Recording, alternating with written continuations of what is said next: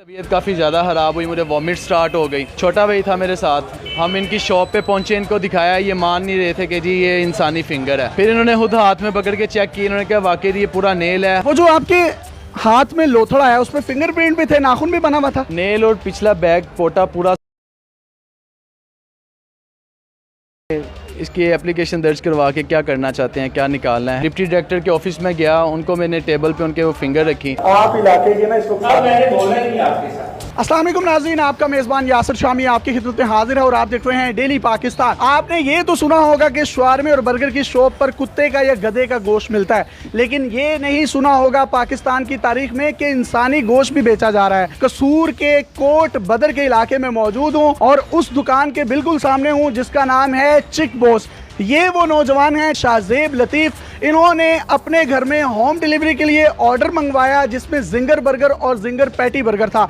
जब इन्होंने ginger patty burger खाया तो इनके मुंह में एक सख्त चीज़ आई जिसको इन्होंने निकाल कर देखा तो आप अपनी स्क्रीन पर भी देख सकते हैं, वो इंसानी उंगली का पोटा था, आधा हिस्सा था जिसके साथ नाखून भी था। उसके बाद इन्होंने दुकान के मालिक को कॉल की और दुकान उसके बावजूद भी रोजाना यहाँ पर खुलती है। फूड अथॉरिटी वालों ने इनसे राब्ता किया, फॉरेंसिक के लिए उस गोश्त के लोथड़े को वहाँ से ले गए और 3 घंटे के बाद इनके हवाले कर दिया। जिसके बाद थाना सिटी ए डिवीजन के SHO साहब के पास ये दरखास्त लेकर गए। SHO साहब का कहना था कि आपने इस दरखास्त में से अब क्या निकालना है, ये क्या निकालना था या क्या नहीं निकालना था, इसका फैसला तो पुलिस के आला हुकाम ही कर सकते हैं। कि SHO का काम है कि वो उसकी मुकम्मल तौर पर इन्वेस्टिगेशन करता, इनको इंसाफ के पूरे तकाजे फराहम किए जाते। वो न जाने शख्स किस माँ का बेटा है, किस बाप की औलाद है जिसको काट कर गोश्त की सूरत में खिलाया जा रहा है। आप मुझे बताइएगा, आपने किस दिन ये बर्गर ऑर्डर किया था?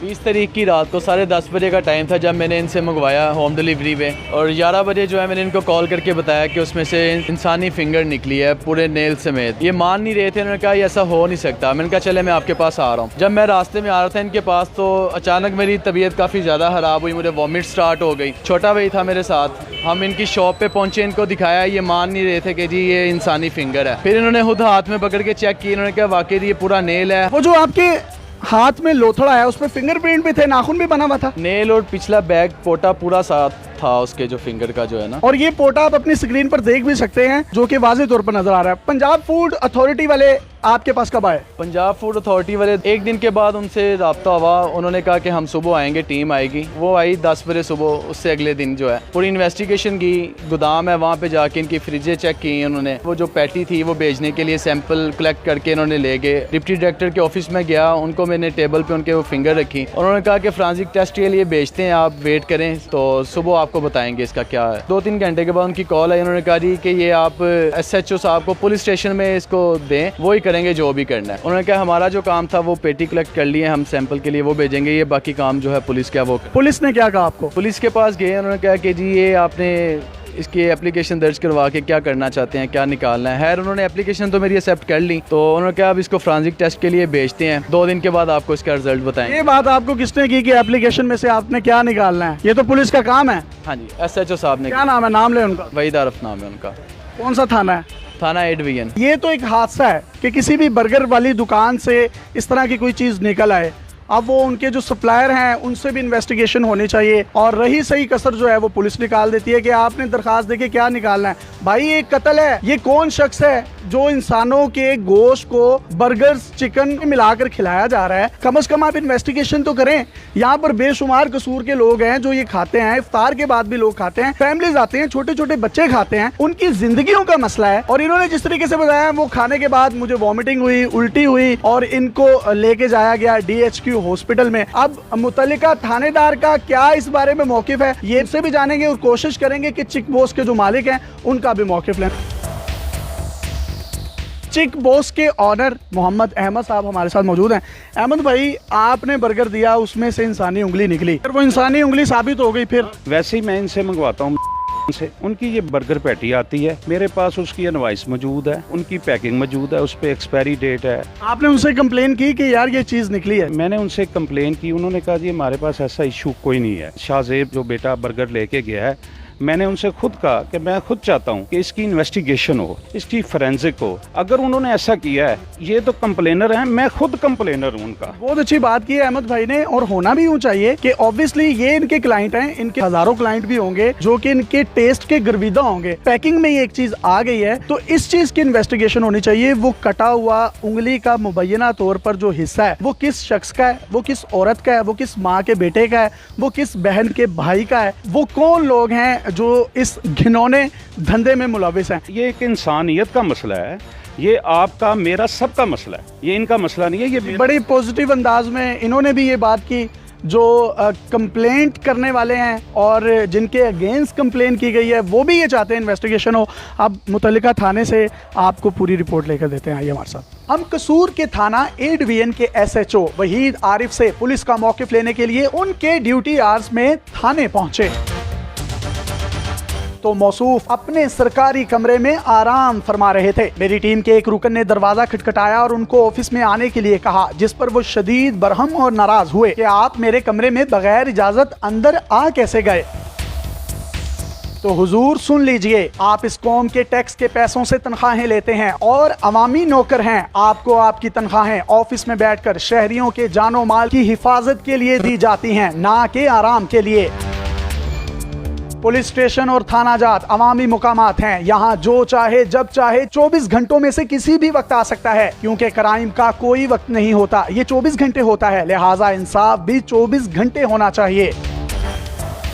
SHO साहब के मौक़िफ़ ना देने के बहाने सुनकर हमने खुफिया रिकॉर्डिंग शुरू की, जिसमें SHO साहब अवाम की खिदमत की बजाय अफसरान की TC में मुलव्विस पाए गए और मौसूफ फोन पर किसी को कह रहे हैं कि SP साहब का फेयरवेल है तो फूलों का गुलदस्ता भेज दें। नहीं सर होएगा ना, वो उन्होंने फेयरवेल देनी है SP साहब को। सर ये तो मैं सर की सारी बात बता दूंगा, आप पहले वो मेरे PR से बात करें। SHO साहब अपने SP को फूलों का गुलदस्ता जरूर दें और अपनी नौकरी जरूर पक्की करें, लेकिन आपकी असल नौकरी आवाम की खिदमत है। साहिल ने आपको कहा कि बर्गर में से इंसानी उंगली निकली है, लेकिन आपने बजाय तफ्तीश के ये कह दिया कि अब क्या हो सकता है, एप्लीकेशन में से क्या निकालना है। यानी कोई इंसानी गोश्त बेचे खरीदे, आपको इससे कोई फर्क नहीं पड़ता। 20 अप्रैल 2020 को SHO वहीद आरिफ साहब को एप्लीकेशन दी गई। पूरा एक हफ्ता गुजरने के बावजूद भी आप फ्रांजिक ना करवा सके। अगर करवाया भी है तो मौक़िफ़ देने से क्यों घबरा रहे हैं। चलें आपकी ही सुन लेते हैं, आपके DPO ऑफिस के PRO से ही बात कर लेते हैं। उनको 2 से 3 कॉल्स की गई, लेकिन DPO ऑफिस के PRO ने भी कॉल्स रिसीव नहीं की। अब या तो पंजाब पुलिस के इस काबिल अफसर ने फ्रांजिक के लिए उंगली को भेजा ही नहीं, अगर भेजा है तो उसका मौक़िफ़ देने से क्यों कतरा रहा है। जब एक चीज की फ्रांजिक ही नहीं हुई तो आप या मैं कैसे उसमें पार्टी बन सकते हैं। हमारा काम न्यूट्रल होकर देखना चाहिए, जो मैरिड है वो मैरिड है। आप इलाके के ना इस वक्त मैंने बोला ही नहीं आपके साथ। SHO साहब को मैंने ये भी बावर करवाने की कोशिश की कि यहाँ पर बच्चे और फैमिलीज भी आती हैं जो बर्गर खाते होंगे। क्या इंसानी जिंदगियों के साथ खेला जा सकता है। वो उंगली जिस भी शख्स की है, क्या वो किसी का बाप भाई बेटा नहीं, वो किसी का लख्ते जिगर नहीं। बच्चे भी खाते हैं बर्गर, सब कुछ होता है। क्या आइडेंटिफिकेशन नहीं होनी चाहिए इस चीज की कि कौन बंदा है, वो किस माँ का बेटा है, वो किस भाई की बेटी है या लड़की है या लड़का है, मुबैना तौर पर जो भी उंगली है जिसको भी आप दामने हाथ भी कह रहे हैं, इन्वेस्टिगेशन ही होनी चाहिए। SHO साहब, आप मौक़िफ़ PRO की इजाजत के बगैर नहीं देंगे। हमारा आपसे एक सवाल ये है कि साहिल जब आपके पास एप्लीकेशन देने आया कि बर्गर में से उंगली निकली है, तो क्या आपने ये भी DPO ऑफिस के PRO से पूछकर उससे कहा कि अब एप्लीकेशन देकर क्या करना है, जो होना था हो गया। कई सवालात जन्म ले रहे हैं। ये मुबैना उंगली इंसानी जिस्म की है या नहीं, इसका फैसला तो बाद में होगा, लेकिन पुलिस इस संगीन इशू को लेकर कितनी सीरियस है, इसका अंदाजा आप SHO थाना ए डिवीजन वहीद आरिफ की गुफ्तगू से लगा सकते हैं। आप अपने PRO से पूछ के ही सारा कुछ करना है ना, हमें स्टांस देना है। क्या आपने इनको ये बात अपने PRO से पूछ कर की है कि यार तुसी थाने एप्लीकेशन जो की करना है, मैंने कही है या नहीं कही है, उसके लिए कलेदा मेरा DPO ऑफिस में होता है। अगर इनको मेरे रवैये के साथ शिकायत है तो उधर जाकर कंप्लेंट करें। तो अब वो फ्रांजिक का क्या बना 20 तारीख से अब तक वो सारा पैसा जो आपको बताना पड़ेगा, आपको बताना चाहिए। नहीं बताएंगे। SOP है सर, मैं नहीं बता सकता। बहुत शुक्रिया सर। सर थाना 8 कसूर में मैं मौजूद हूँ। SHO साहब से हमने बात करने की कोशिश की तो उनका ये कहना था कि अफसरान या DPO ऑफिस के जो मुतल्लिका लोग हैं, PRO जो हैं, वो हमें इंस्ट्रक्शंस देंगे तो हम मीडिया पर बात करेंगे। हमने उनको 2 दफ़ा कॉल की, उन्होंने भी कॉल पिक नहीं की। SHO साहब ने आपको क्या कहा था? जी, जब हम एप्लीकेशन देने के लिए अंदर आए तो उन्होंने यही कहा था कि आपने अब एप्लीकेशन देख के क्या करना है। पुलिस का काम शहरियों की जान और माल की हिफाजत करना है, लेकिन मेरे बार बार इसरार पर भी उन्होंने बात करना गवारा ना की, बजाय इसके कि आप उसकी इन्वेस्टिगेशन करें कि वो उंगली निकली कहाँ से है, वो है किस इंसान की, वो मर्डर किसका हुआ है। आप उल्टा साहिल को कह रहे हैं कि तुसी एप्लीकेशन दे के क्या करना है। तो फिर मेरा ख्याल है ये वज़ीर आला पंजाब साहब की इतनी बड़ी फ़ोटो लगी है, शायद IG पंजाब भी हैं, ये थानों को बंद कर दें और कोई पंचायती सिस्टम होना चाहिए जिसमें लोग किसी के सामने जाकर अपनी रुदात बयान कर सकें और वो अच्छे तरीके से उसको सुन भी सकें। इनाम गनी साहब, उनसे भी हमारी दरख्वास्त है कि पुलिस के रवैये के लिए ख़ास तौर पर जो कुछ आप कर सकते हैं वो लाजमी करें। उनको भी टेक्स्ट किया गया तो उनका यही रिप्लाई था कि 8787 पर आप पुलिस के खिलाफ कंप्लेन कर दें। मीडिया कंप्लेन करने के लिए नहीं, मौक़िफ़ लेने के लिए होता है। जब मीडिया अंदर आके थानेदार से बात करता है तो थानेदार कहता है कि जब तक मेरा अफसर नहीं कहेगा मैं बात नहीं करूँगा।